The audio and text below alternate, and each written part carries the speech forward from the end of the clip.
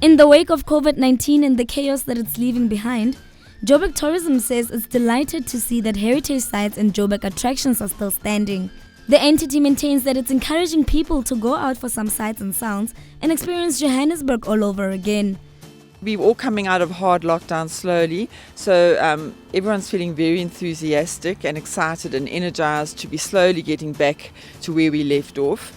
And it's just, thrilling and quite different to be appreciating things that we used to take for granted before.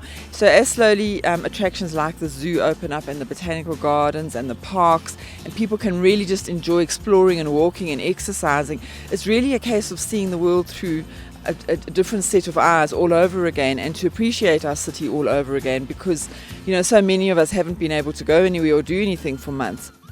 With most of these establishments now open, lockdown weekends will certainly not be the same. Locals can now recreate experiences without having to leave the city. Well, hopefully we can encourage locals to also venture beyond the parks and the walks and the hikes and the trails back into downtown Joburg, the old CBD, which is has been enjoying a lot of revival pre the COVID.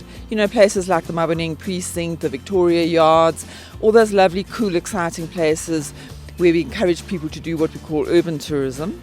So, and Joburg is so vast and so diverse. There is something to explore in every single region or node of the city. And now, as tourism, we encourage people to really venture further afield, go to places they haven't seen before, and experience the city in its entirety. As you know, a lot of people have lost their livelihoods, their businesses, their incomes, their jobs. So I think that is of the utmost importance that, we get moving again and get mobile again and get people working again and businesses revived, because globally, everyone's taken a very, very hard knock. And tourism, because it sort of covers so many other sectors like restaurants, hospitality, entertainment, sport, and so on, it's sort of cuts across many different sectors who've all been very, very hard hit.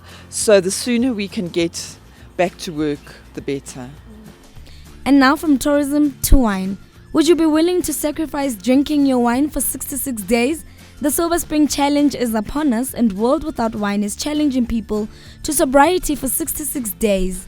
The average person that we tend to work with is drinking on average a bottle of wine a day. And that's too much. That's 7 bottles a week. And if you want to be healthy, you must never drink more than a bottle and a half of wine a week, not a night, a week. Alcohol is so toxic that just taking a break, even for a month, your body heals and there's so many benefits just to taking a break. Quite apart from the fact that you can test your dependence. Because alcohol is insidious, it creeps up on us. If you do 66 days with no problem, then obviously you've got a very healthy relationship with alcohol.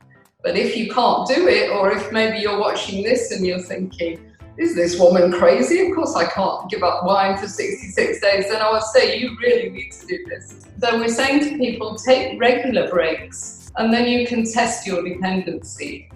So what are the health benefits to this?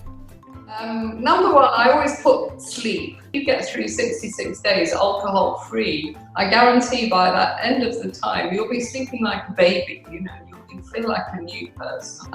The weight, yes. Well, quite apart from the fact that alcohol's got lots of calories, it's like a teaspoon of sugar for every glass. There's also the fact that when we drink, we feel more inclined to snack. We just pick at things, and it's nice to have something with your wine. And then if you do go over the top, then the next morning you need to eat hangover food, to make you feel better. I'm a Brit, so for me, my hangover food was always bacon sandwiches, but it's probably something different here. But yeah, so there's all the calories in that. It is hard, I'm not denying that. And the first week is really tough, but it gets easier and easier. And the great thing about the challenge is that we've got a fabulous community doing it. So we've got, a WhatsApp group which is buzzing all day long. We've got a Zoom cafe that we do on Saturday, so everybody pitches up there and talks about how it's going.